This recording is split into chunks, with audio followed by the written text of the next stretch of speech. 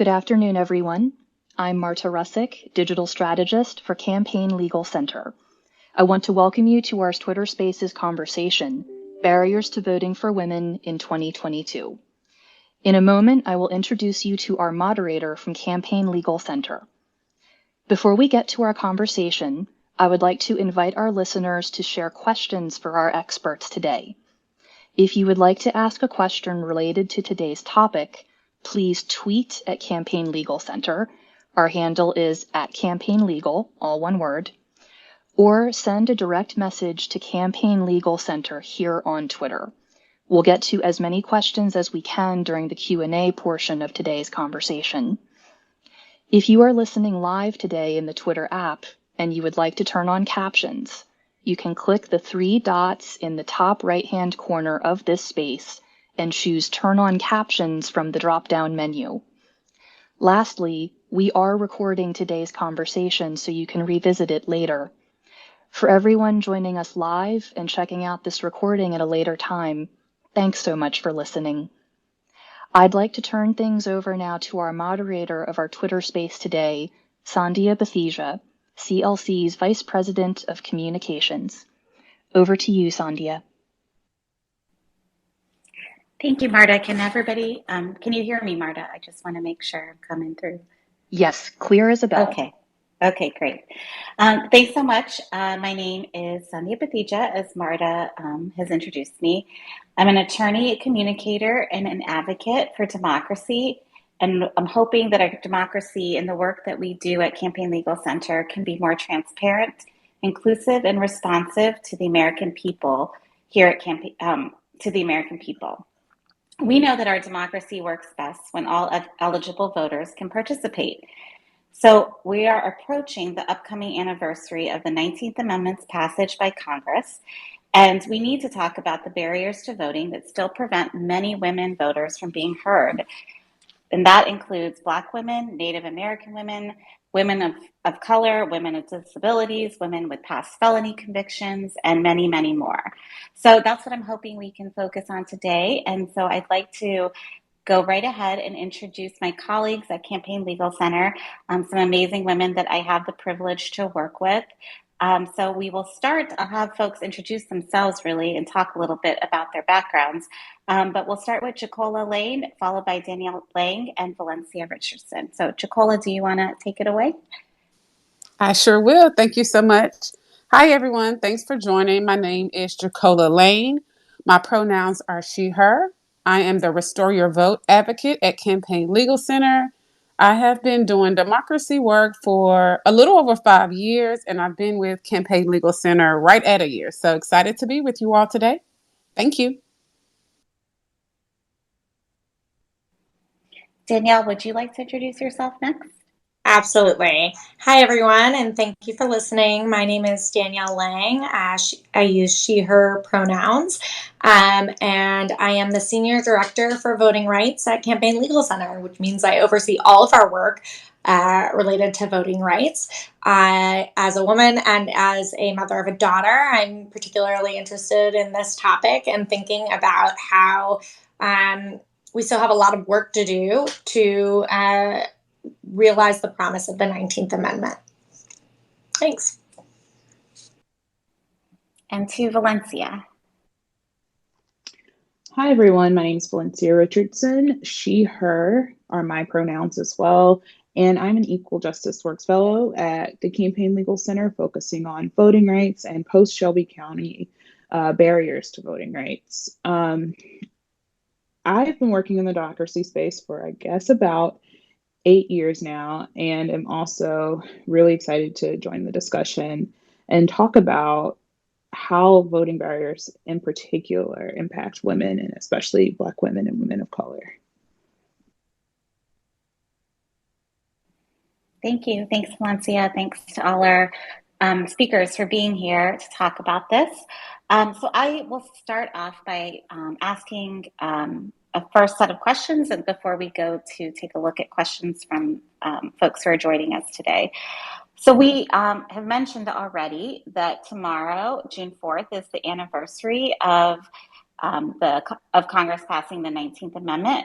And when we think of the 19th Amendment, we think about it as a law that allowed women to vote and to protect the right of all women voters. And unfortunately, here we are in 2020, over 100 years since the passage of that amendment, and we see that many women still don't have the freedom to vote in America. And so before we dive into the barriers, we could start with kind of looking at, in addition to the 19th Amendment, what are some of the laws and cases that helped expand the freedom to vote for women? And then after we address that, we'll talk about what the barriers that remain today. So Danielle, why don't you start by mentioning some of the key laws that have moved forward since the 19th Amendment? Absolutely. And thanks for that introduction. As you said, we think of the 19th Amendment as the moment when women won the right to vote in 1920. But really, that was only true for white women in America, and it was really only true for kind of white, able-bodied women in America that had kind of the resources and ability to access the ballot. And it wasn't until much later that we saw a set of laws that really protected the right to vote of, hopefully all women. So what does that look like? In 1924, there was the passage of the Snyder Act of 1924 that granted Native Americans full citizenship, and it was meant to pave the way for full voting rights. As a reality, it wasn't until 1965 that many Native American women were able to exercise that right. But it at least took that first step in providing citizenship to Native Americans. And then in 1952 and then 1965, there was the passage of the Immigration and Nationalities Act, without which access to citizenship at all wasn't available for most Asian Americans. And so it was only with the passage of those bills that citizenship was opened to Asian Americans and people of other nationalities, national origins, and therefore had the ability to access the ballot. And then in perhaps what we consider the most seminal moment for voting rights in the country after the passage of the 14th and 15th Amendments is the Voting Rights Act of 1965. And it was with the passage of the Voting Rights Act of 1965 that Black women and Native American women were finally granted meaningful access to the ballot. Although we know that even today, Black women and Native American women face disproportionate barriers. And then it wasn't until 1990, with the passage of the Americans with Disabilities Act, that we had more protections for people with disabilities to ensure that all folks can access the ballot regardless of any disability they may face. So with the passage of those bills, we have a set of federal protections that should allow all women to vote, regardless of color or disability. Thanks, Danielle. Jacola or Valencia, anything else to add there from your expertise? Thanks, Danielle, for that great recap. I would just add, since I focus on felony disenfranchisement laws, that we know there are a number of states who are hindering women from voting who have felony convictions. I live in the state of Tennessee, and we know that Tennessee is one of the states has created many barriers for women. And so although we do have these great steps that have been taken, the work that I'm doing with felony disenfranchisement as well as jail voting, we know that many, many women who are impacted by the criminal legal system are still experiencing barriers. And I would love to talk a little bit more about that later. Thanks. And I would just add, in addition to the federal history that Danielle's outlined, states in particular have a unique role to play in our democracy in enacting and expanding the right to and ensuring the right to vote for women, for all women. I think we'd be remiss not to mention the recent passage of the New York Voting Rights Act yesterday out of the New York General Assembly, and it's headed to the governor's desk. And that's just an example of one state moving on its own outside of federal government work to expand the right to ensure the right to vote for women in particular. Thanks, Lindsay. Yes, it's very important to remember that states also are moving in the right direction or sometimes the wrong direction on these. And it's very important to focus on the local and state policies as well. So let's move on to the flip side. So those were laws that have advanced and expanded voting rights for women. What laws and court decisions have created intentional barriers to voting that we now see are having a disproportionate impact on women voters? Valencia, I would love to hear your thoughts. Sure. So like we discussed earlier, there have been a history of laws passed to attempt to ensure the right to vote for women and women of color in particular with the passage of the Voting Rights Act of 1965. But we've seen also recent attempts and recent court decisions and laws that have been uniquely positioned to restrict all of that work and all of the rights that have been guaranteed by the Constitution and the various laws that have been passed by the federal government. The first set would be, the several laws that have, or several cases rather, that have restricted the right to vote as under the Voting Rights Act of 1965. So we begin with Shelby County versus Holder, which was a 2013 decision by the Supreme Court, which eliminated a key provision of the Voting Rights Act, which provided what was called federal preclearance. Essentially, certain states with a history of voting discrimination had to get federal government approval for election changes. And those were all states that had a unique history of voting discrimination against Black women in particular, but definitely also other women of color. After Shelby County, those states are sort of left unfettered to discriminate against women and women of color without the sort of federal mechanism that was in place for several decades to protect women of color from voting. It's particularly tough because a lot of the laws that were passed, or a lot of the laws that were pre-cleared under federal preclearance were local government changes to election administration. Those are incredibly hard to track post Shelby County and incredibly hard to it's incredibly hard to determine, the thousands and thousands of local governments when they change their laws and how they might impact women in an upcoming election. And then next you have Brnovich versus DNC, which was just the court just decided last year, which essentially narrowed the requirements under another very important provision of the Voting Rights Act, which allows voters to sue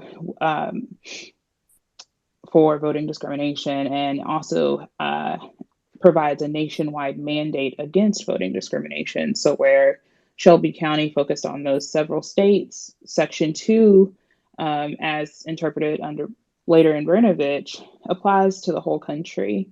And so while Brnovich doesn't strike down Section 2, it still, technically exists. It very greatly narrowed how voters can enforce its mandate and its prohibition against voting discrimination. And that immediately has impacts on women of color who now face additional barriers to seeking relief whenever a state or local government is actively placing barriers that discriminate against them. And I'll kick it off to Jacola to talk about rights restoration and barriers therefrom.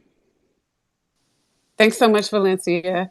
Another huge barrier that a lot of people haven't realized is affecting women, particularly Black women and women of color, is jail voting. So there are people who are sitting in jails all around the country who may not have been convicted of a felony yet. So they're still waiting to go to trial. They're in a stage which we would consider pretrial, and they have very tough access to voting in jails. Some places we have seen polls implemented, which is great, and that's what we're working on with our jail voting work at Campaign Legal Center, where all across the country that constitutional right to have access to ballot is allowed in all of our jails. So that's something that we consistently see happening, where absentee ballots aren't getting where they need to go as far as the jails, and logistics aren't working out. And so we're really working hard every day to make sure we continue to expand that. We did see Harris County, Texas, and Chicago, Illinois, and Detroit, and of course places in New York who have implemented it. But we're still struggling to see more jails implement that across the country. So that is something that is a huge barrier. In addition to the felony convictions and the disenfranchisement laws that are hindering people who are done with their sentences, essentially, and there's just so much information and regulations with fines and fees and court costs and things of that nature, that we really need to make sure that they are not being excluded because of their life experiences. In addition to that, I am a caregiver for my mom and my grandmother. And so we see a lot of disabled voters, elderly voters, and voters who are more vulnerable to the coronavirus, for instance, who are greatly impacted by the restrictions that come with, vote by mail and early voting, and in our states. And so those are things that are huge barriers that a lot of people may not think about, that are barriers currently that we really, really need to bring to the forefront. Thank you. Thank you so much for sharing some of your kind of personal experience, Jacola. I think it really puts a fine point on these issues. And I'll just flag a couple other things that I always think about when I think about women voters. And I think about caretaking for children. And how hard it is to vote when you're juggling caretaking, which we know is still disproportionately, handled by women in our communities, and how hard it would be to wait in a hours-long line with a toddler. I have a toddler. I voted with her, but I was able to do that because, I didn't wait in any long lines. And that's another reason why access to things like vote by mail and early voting is really important for women caretakers. And another thing I think about for women in our communities is name changes. Far more likely for women in our communities to change their name upon getting married, and yet strict match laws, registration rules, strict certain types of voter ID restrictions can make it really difficult for women to have to kind of prove their name change, show their birth certificate and their marriage certificate in order to stay on the rolls and be able to cast their ballot. These kind of burdensome bureaucratic barriers to access have a disproportionate impact on women in our communities. Thanks for raising all those. Those are definitely real world impacts that we see every day. And I guess, Danielle, just to follow up with you, are there any policies or laws that can be in place that at the state level or federal level that would help women be able to vote more easily? Absolutely. There's a lot that we can do to make voting easier, and we don't need to make up these policies from whole cloth. There are a lot of states that are doing one or many of these policies. We can make, as I kind of alluded to earlier, vote by mail available to all voters without requiring an excuse or needless bureaucratic hurdles, so that people can vote by mail if that's what makes the most sense for them, to be able to sit at home after they've put their child to bed and consider their choices. We can also have early voting. So that gives women a lot more flexibility that are juggling multiple jobs and caretaking responsibilities, the ability to go vote when makes sense for them. We can, properly resource our voting locations so that nobody is waiting 4, 5, 6, 7 hours in line, like the stories that we sometimes see on election day. So those are just some of the policies that we could see in place. We can have easy voter registration policies as well. Online voter registration is one that should be obvious. Automatic voter registration, so that when you go through the rigmarole of going to the DMV, at least you also can check off voter registration on your to-do list then. These are policies that were all in the Freedom to Vote Act, for example, but they also are incredibly popular policies at the state level in red and purple and blue states alike, and that we should see in every state. Thanks, Danielle. Well, we've touched on this a little bit already, but now that we've talked about the legal framework and where we stand there, it'd be really interesting to expand a little bit more about the real world impact these laws and court cases and decisions have had on voters. And so I'll start with Chicola to kind of expand on some of the aspects you were bringing up before. And then we will hear from the other panelists. Chicola, anything to add?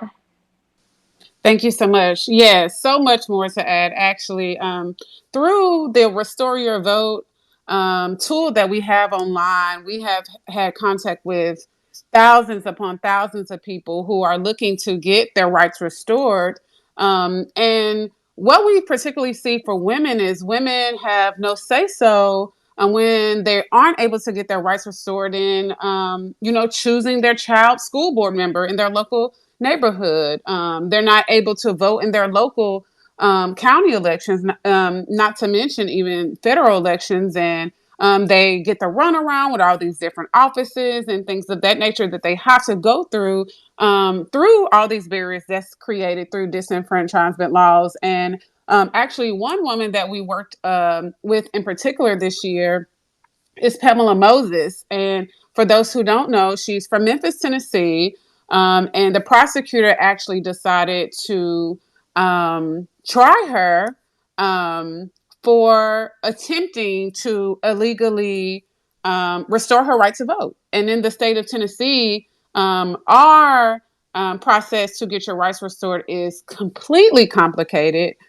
However, the individual actually doesn't even sign anything in order to get their rights restored. It's all folks who work in government agencies, whether it's state or our Department of Corrections, etc. And they made an error on her paperwork for a certificate of restoration that's required here in the state of Tennessee after a certain time period if you were convicted of a felony. And so she took it to trial because she felt that it was her right to do so, as it is. And she was convicted of 6 years. And it took CLC and lots of many other organizers to really, bring her story to the spotlight. Sam Levine also wrote really great articles, bringing it to national news. And so it went viral. But for women who don't have access to community organizers or legal experts that we have at Campaign Legal Center, this is happening more and more every day. And fortunately for Pamela, she was able to get the decision overturned when it came out that there was, evidence withheld. And they decided to eventually drop the charges just last month. However, she still, had to sit in jail for almost 2 to 3 months. And this is a reality for a lot of women who have felony convictions. There's also a lot of intimidation that comes with seeing what happened to Pamela and other women around the country with getting prosecuted for trying to get their rights restored. And so in the state of Tennessee, Campaign Legal Center is fighting. In the state of Alabama, Campaign Legal Center is fighting to make sure that folks who should have the access to get their rights restored after felony convictions are able to. So we see, unfortunately, a lot of people who are being prosecuted as Pamela Moses was. And these are the realities that these type of laws are having on women. Thank you. Thanks, Jacola. Definitely a lot there. We at CLC represent a variety of clients, many women clients, to help them advocate and access their ability to vote. So, Valencia, do you want to talk a little bit about some of CLC's clients and the cases that we have been involved with?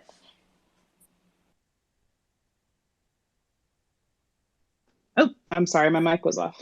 I was going to say sure, and I think I'd start just to frame sort of our CLC's work, but also these barriers that are imposed on women is that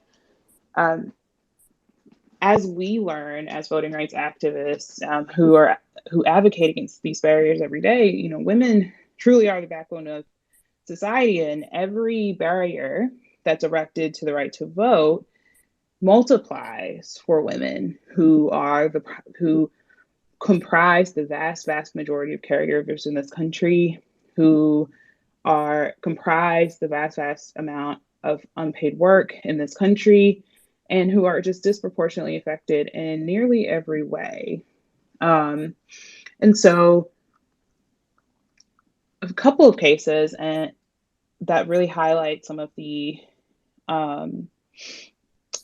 impacts on women voters in particular is, we have one case, Self-Advocacy Solutions versus Yeager, out of North Dakota, which challenges North Dakota's policy of rejecting absentee ballots because of the signature verification process. One of our clients, Maria Romo, was a really good example of how that law affected women in particular. She is an educator who works with special education students and usually votes in person, but attempted to cast her ballot by mail and it was rejected. Again, women are the backbone of our society, and the responsibilities that disproportionately fall on women impact their ability to vote and cast their vote effectively. And I'll kick it off to Danielle for a couple of the other cases that really highlight this as well. Yeah, absolutely. We have some really amazing women clients over the years who've been willing to stand up against restrictions on their access to the ballot and really bravely step up. And I'll name a couple of them in our felony disenfranchisement cases, some of the cases that are most near and dear to my heart. And I'll give the example of Treva Thompson. Treva Thompson has been fighting for her right to vote in Alabama since we filed her case in 2016. And she's still fighting. We have her case in the 11th Circuit right now, awaiting a decision. And Treva Thompson is a woman who decades ago, decades ago now, had a single felony conviction for a theft crime that was nonviolent. The court considered the crime to be so minor that no prison time was warranted. And yet she was saddled with tens of thousands of dollars in restitution and fines and fees that she'll never be able to pay. She works a low-wage job trying to support not only her children, but also her grandchildren. And she will not be able to restore her right to vote in Alabama until she pays off all $37,000 or so of the fines and fees and restitution levied against her. And she's argued that this is wealth discrimination and that Alabama's law is intentionally racially discriminatory. There's a lot of evidence to back that up, as I'm sure many folks will not be surprised. The law, dates back to 1901, a time in Alabama when they were pretty explicit about their desire to disenfranchise Black women like Treva Thompson. So I'm really proud of Treva Thompson and the other women that we've represented over the years who won't give up on their right to vote and are standing up for the freedom to vote for all Americans. Thanks, Danielle. Yeah, our clients are amazing, and the work we do with them, it's not always just about their story. It's about expanding voting for others who are in similar situations. So it's amazing to get to work with these advocates who are really standing up. Well, thank you for sharing those stories. I think we've talked a lot about some things that I think, are standing in the way of voters having access to the ballot. Maybe it'd be nice to talk a little bit about how things are improving and what's being done at the state and federal levels to protect and expand the freedom to vote for women, as well as some places where we see some glimmers of hope in our litigation. Maybe Danielle, you could kick us off there, and then we'll hear from the other panelists. Yeah, I would say that even though we're facing a hard time in the area of voting rights, there are more than glimmers. There's lots of rays of sunshine here, especially because Americans are more and more invested in understanding the freedom to vote and what goes into the freedom to vote. And thank you to everyone who's listening. I think it makes a big difference. And the work that CLC does and that our partners do and that our clients do makes a big difference. For example, earlier this year, we won an important victory in Kansas to protect the right to civic engagement activity. Kansas was trying to make it really difficult for groups that want to do voter engagement work to distribute absentee ballot applications to people who need them and other materials like that. And we won a court victory that said distribution of absentee ballot applications to help people navigate the process is First Amendment protected activity. The president recently, last year, issued an executive order on the anniversary of Bloody Sunday, ordering all the agencies under the executive authority to kind of put their heads together and think about how they can use their agencies to provide greater access to the right to vote for all Americans, especially when it comes to voter registration. And we've been really excited to see some of the ways in which that executive order has been put into effect. We urged, for example, the Department of Justice and other agencies to provide more resources for people with convictions. And recently, the Department of Justice issued really great guidance that is accessible for people in all 50 states to understand the laws and understand their rights for people with past convictions.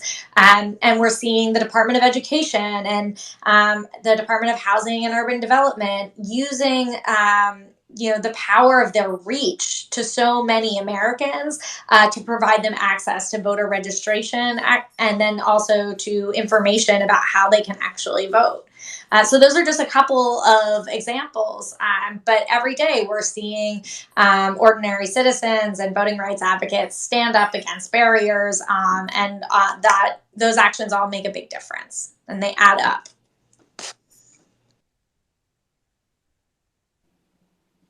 Thank you. That's very positive to hear. Do any of our other panelists have anything to add? I do. Please go ahead. Yeah, I would love to share some of the things that's happening in the felony disenfranchisement space. We have seen some executive orders that have came out that has expanded the right to vote back to people who have felony convictions in Kentucky and in Iowa. And I think our partners who are working on the ground there every day is doing great work. Also, with local state legislators. There's a lot of great legislation that's going forward. We've testified on behalf and in support of those legislations. And so we do see that there is some expansion an improvement in rights restoration in recent years that's happening, as well as early voting, and voting in jail. As I mentioned earlier, we do have places across the country where voters in jail are waiting trial, do have a constitutional right to vote. And we are seeing pilot projects being pushed. We are seeing more legislation locally. We have election commissioners who's willing to work with local activists and organizers to figure out a pathway forward for people to vote in jail who have not lost their constitutional right to vote. And so those are exciting things that we can keep in mind. That will continue to expand the access for women who are currently incarcerated or formerly incarcerated and have felony convictions. That's an area where we can, expand. So I'm really happy to see that happening. And Valencia, I think you wanted to add something as well. Thanks. Yeah, thank you, Jacola. I think first I'd highlight like one court victory because I almost forgot about her. We just speaking again about our clients, Latasha Holloway and Georgia Allen in the case last year, Holloway versus City of Virginia Beach. Those are two hardworking Black women, moms, who have limited time and took on the discriminatory election system in the City of Virginia Beach and won under the Federal Voting Rights Act. That's a great example of both a positive victory and and women who are leading the way and paving the way to enforce the federal government's mandates and promises. I think also good stuff does happen in the state level. We are fighting back every day really negative state legislation, but there's also movement in places that give us some hope that we can, where the federal, especially where the federal government is and has been failing to act, the state governments are stepping in. So the New York Voting Rights Act, the New York John Lewis Voting Rights Act I mentioned earlier, is one of several state level voting rights acts that have passed in recent years. And so where the federal government is not stepping in to reinforce the Federal Voting Rights Act, some states are stepping in to do so. There have been some improvements to rights restoration in recent years. And other states that that have historically not had universal access to vote by mail and early voting are starting to recognize the importance of expanded vote by mail and early voting. Most recently, South Carolina established early voting, no excuse early voting, for the very first time in the history of the state. So there are also good things to look at the state level as well. Thank you all.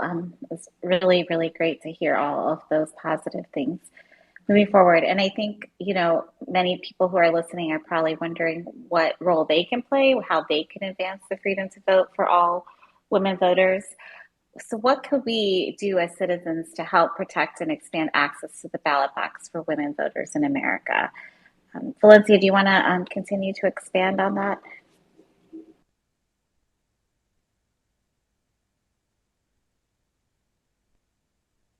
You might still be on mute, Valencia. Oh, I am still on mute, and I was talking as well. So, just to answer your question, Sandhya, you can definitely make your voice heard by reaching out to your congressperson, your United States representative, as well as your senators. But you could also reach out to local representatives and state and local governments, your county board, who makes most of decisions regarding where you're going to vote on election day, your state government, which makes the majority of decisions about how citizens vote, the manner in which they vote, the whether or not an excuse is going to be required for absentee voting, how long the early voting period lasts. Basically, the entire mechanism of a state election system is decided by the state. And so state representatives play an integral role in our democracy. So reaching out to state and local representatives are just as important. You can call their offices, you can write letters, you can join meetings. County board meetings are some of the most effective ways to really enact change in your community, and attending those is a really effective way to make your voice heard.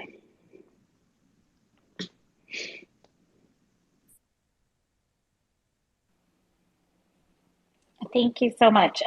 For folks who are listening, if you do have questions, please make sure, and I should have said this reminder earlier, it slipped my mind, to send them as a direct message to the Campaign Legal Center account. It looks like we have, well, actually, Jacola, do you have anything to add on that before we do have a couple questions from folks who are listening? Yes, just a couple of little tips I think that would be helpful. As Valencia mentioned, contacting your Congress members, your local state senators and representatives, commissioners, board members. When you do so, you can be brief and share your name, the town and city you live in and the concerns you're having. You may tell a story of why the issue is important to you to make it personal. Of course, speak from your heart. Be assertive, but not argumentative. And at the end of the letter, the call, whatever means you may be contacting them by, ask your representative, your congressperson, your senator, your board member about their position. So that you want to make sure you're just making that ask at the end. So that's the little tips I want to share. So I'll give it back over to you. Thank you so much. So it looks like we have a couple questions and from our listeners, so thank you for submitting those. The first one is, how do I restore my right to vote if I have a conviction? I think any of our panelists can answer that. I love that question. Jacola should answer it. Yes, so I was like, yay! That's definitely my wheelhouse. You can email us. You can go to restoreyourvote.org. We have a great tool where you can select the state that you're in, and you can reach out to me directly. I am at glane@campaignlegal.org. I would love to help you. Those are just some quick things that we can do to make sure you get going in the right direction. We also work with local partners, and we have many Restore Your Vote campaigns running all over the country and pretty much every region of the country. And so we can also connect you with local partners to help you navigate it in a very localized way as well. So yeah, feel free to DM me, email me, restoreyourvote.org, whatever is best for you. Happy to help. Thank you so much. We have another question.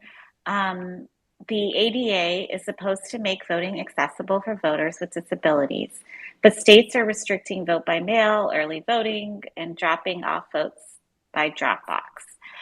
What recourse do voters with disabilities have if their states are infringing on their right to vote?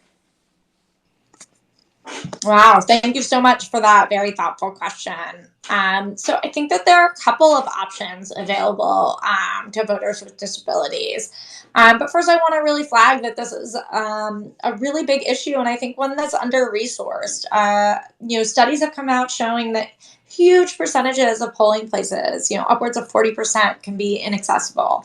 And election officials are often not properly trained on how they're supposed to provide access. And then you have states doing things like Alabama and eliminating curbside voting, an obvious way for us to help serve communities of people with disabilities. So it's a great and timely question. And unfortunately, a series of obstacles that people with disabilities still have to overcome. But there are lots of resources. So first and foremost, I would try to make a plan early and talk to your election officials, advocate for yourself, because by advocating for yourself, you not only help yourself, but also help all the other folks who might be facing the same obstacles that you are. But if you run into roadblocks with election officials who are unwilling to accommodate, as you mentioned, the ADA is a protection. There are also protections for people with disabilities under the Voting Rights Act and under a lot of state laws as well. And so you can reach out to Campaign Legal Center, but also the local, your state ACLU. Lawyers Committee has an election protection hotline that anyone can call and report issues.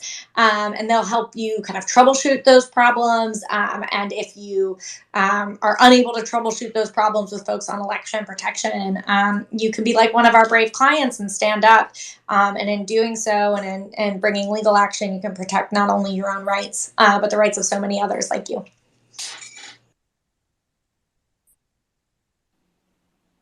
Thanks, Danielle. We have one other question from the listeners. Are ballot measures an option for getting voting rights laws on the books? I can start. I think the answer is that it depends on the state. There have been many efforts in the last several years to initiate ballot measures to establish, for example, to establish the right to vote or to expand voter protections at the state level. I believe, one good example would be in recent years, efforts in Michigan to amend the Michigan Constitution to expand the right to vote. There are other states that do so as well, but ballot measures are an option. But at the state level, there are actually a lot of ways you can expand the right or ensure the freedom to vote at the state level. State legislation is still a viable option. The New York Voting Rights Act is a really good example of that, and so is in recent years the Washington Voting Rights Act, to ensure to codify sort of the level of protection that is supposed to be provided in the federal level, but in recent years has seen drawbacks. So while ballot measures are certainly an option, it really depends on the state. But there are definitely other, state legislation in general is still an option to unlock the freedom to vote. Okay, great, thank you. Well, I think at this point we've reached the end or getting close to the end of our conversation. One thing that I wanted to share is that Campaign Legal Center, while we are doing our share of the work in the democracy space, that we have amazing partners that we work with every day, in states and regions around the country, as well as our other national partners. So there is a movement of groups and advocates working on this. And I just wanted to take a minute to appreciate the partners that we have in doing this work. And also one thing I think that as we move forward, one of the things that Campaign Legal Center has been encouraging folks to do is one way you can give back and help is to be a poll worker and volunteer at the polls, and that can make a huge difference. So before we close, I do want to thank today's speakers, Jacola, Danielle, and Valencia. You've given us a lot to think about and ways that we can advocate for a democracy where women voters can participate fully in the democratic process and be heard. Our listeners are encouraged to visit us at campaignlegal.org, and you can find out the latest updates and analysis on the freedom to vote in America. And if you're a reporter listening today, if you're interested in reaching us more or talking further with our experts, you can email us at media@campaignlegalcenter.org. Thank you all so much for listening, and let women vote. Thanks.